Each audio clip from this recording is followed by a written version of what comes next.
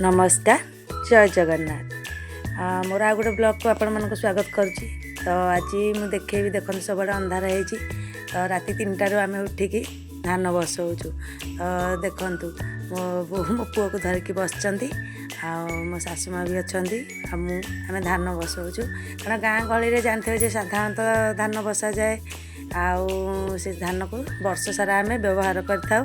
तो से किसी तो परिश्रम करने निहाती पड़ो। तो आम देखु राति उठी धान बसौचु धान आमर बर्तमान चुली रे बसीची आटा धान आम पखाड़ुचु तापर पुणी संध्या बसिकी ये पखाड़ा धान को आमर बसा जीव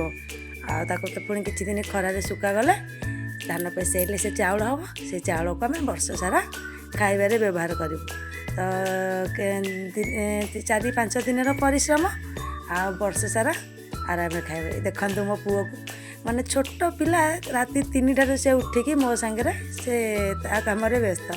माने निद ताकू होनी मु उठिले माने से उठवाटा सारा तो उठिकी सी आम सांगे भी से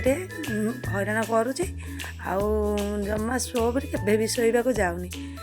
कौन कर छोट छुआ तो देखु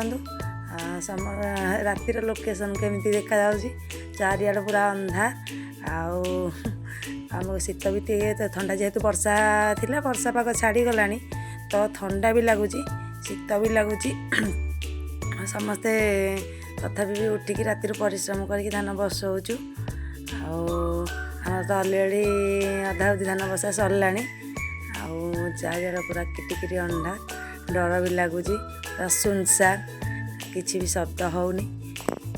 प्राय यही परिश्रम सब लोग करती। जदि मो वीडियो आपण मानक भल लगी तो निहाती लाइक करेंगे कमेंट करेंगे चैनल को सब्सक्राइब करेंगे भूलें।